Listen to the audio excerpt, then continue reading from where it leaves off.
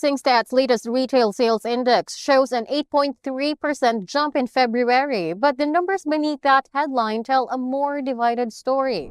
Here to break this down for us is Roshan Raj of Red Zero Strategy Consultants. So, supermarkets up 30%, recreational goods up 26%, but motor vehicles and petrol are both down. Roshan, what drives this uneven recovery in the sector? So we see three factors driving this uneven recovery. First is tourism. This year so far, we have had 4.4 million international tourists, up 3% year on year. These tourists typically spend at departmental stores, recreational goods, and restaurants, which is good for those pockets of retail sales. There's another second factor, which is consumer prudence and outbound leakages. Given the current macro headwinds, most deferrable categories where households turned cautious is also where price-sensitive consumers are most exposed to alternatives in Johor Bahru next door. And the third factor is the emergence of e-commerce, where we notice platforms like Shein and Temu have built apparel dominance through pricing. And this aggressive pricing undercuts legacy fast fashion, which is typically offline retail. So that is why we see this unevenness in the recovery. You mentioned the Johor Bahru factor. Are Singaporeans genuinely shifting spend across the border for price-sensitive categories? Yes, we have seen various media reports where people are looking for alternatives to buying in Singapore, to the point there have been cases where people purchase a grocery from across the border. So yes, there is this trend of spending outside Singapore. So there is that bit of leakage happening.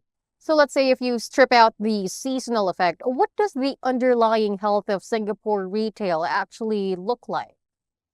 The underlying health is good, but it's not consistently spread across all sectors. Some sectors which are exposed to the upside from tourism, which are less sensitive to price headwinds, they are continuing to do okay. Whereas price sensitive consumer segments like mass market retailers, that's where we see a bit of sluggishness. So prices are not at a point where consumers are comfortable spending on those items. So we see they seeking alternatives. And how exactly is that reshaping retailer strategy? How is an even recovery affecting this? Retailers are quickly adapting to these changes. Most of them are trying to differentiate the physical store offerings from what their online alternatives provide. And the goal is to position retail outlets as lifestyle destinations, wherein the focus is on engagement, dwell time, and brand building. And we notice many times the transactions get completed online after the store visit. Going back to the categories which can easily differentiate their offerings versus their online counterparts are in beauty, wellness, fitness, and enrichment formats. But in contrast, categories like mid-market fashion or large format departmental stores, there we see headwinds, particularly from macro, kind of changing the consumer behavior. They need to find a differentiated anchor. The third piece is around the opportunities unfolding in artificial intelligence. This is a fast moving kind of lever, and many retailers are trying to use this as a operating system which works across different retail functions and not just as a tool. So those are the broad options which retailers are exploring to sort of see how they can tap into opportunities while taking care of any risks. So where does AI fit into this practically? What are retailers actually doing with it right now versus what's still aspirational? It starts from operations of functions related to consumer engagement, inventory, supply chain planning, which is a big part of retail operations. It plays an important role, and also demand forecasting. In the past, these data existed in different silos of a retailer's operations. Now, with AI, you are able to integrate all these data points and have a clearer picture of what to do across these segments. It's definitely delivering efficiencies on the cost side, helping them have a better picture of where there could be untapped revenue opportunities. So would you say this sector is becoming more resilient or more divided between winners and losers? It's actually uh, both happening at the same time. So survivors having adapted to the challenges, they are turning out to be more resilient. These are retailers who are leveraging data, redesigning the stores around engaging the customers rather than just being a shelf space. At the same time, from a commercial point of view, it's also divided because a lot of changes are benefiting only a narrow set of formats. We see kind of differences along whether it's a prime area located retail in the suburban location. So prime area located assets are kind of outperforming the broader market. The second aspect is on the experience and service versus commodity. Categories like recreational goods, restaurants uh, are doing well and will continue to win in terms of the growth opportunities. Whereas some categories, they need to sort of evolve their game. And related to that is the digital maturity versus the channel limitations, right? So if you pick electronics or furniture, where the online penetration is high, we are sorted with the winners and losers.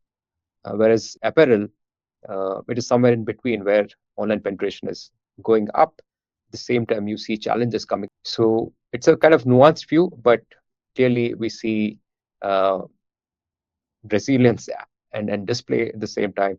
That's an interesting bit, Roshan. You drew a line between prime central assets and suburban retail. Does that mean suburban retail is essentially in structural decline? I wouldn't say structural decline, but there are definitely challenges. They will not be able to draw as much traffic as in prime locations. So just offering a product at a competitive pricing may not be enough. They might want to look at the experiential angle of their retail offering, make it more of an engagement as opposed to a transaction. So a bit more of experimentation and tweaking the offerings that they bring to the table will be needed for them to stay relevant.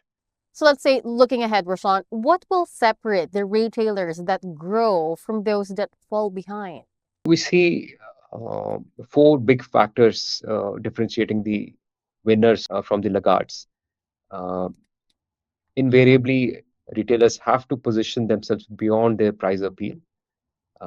Pricing will not be as important draw because customers have alternatives in Johor Bahru. So retailers have to focus on curation, their service depth, immediacy, and the overall experience of transacting offline with customers. The second is unit economics. We notice that the local qualifying salary at $1,800 and rents continuing to rise. It's important to keep a tab on sales per square foot and for labor. So kind of using a bit of technology, AI becomes important to manage unit economics. Third is looking at omni-channel retail, wherein the customer journey offline is well serviced by the retailers. And fourth is looking at the upside coming in from tourism spend.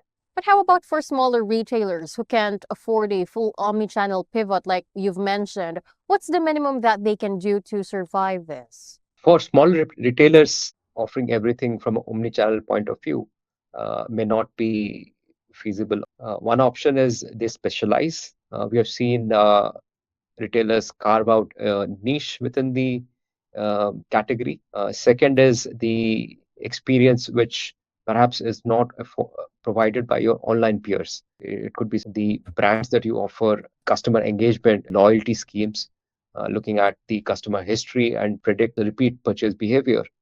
Uh, and all the while, you've got to ensure that your prices are competitive, right? So it will be sort of focusing on a subset of what you offered in the past, but being the best.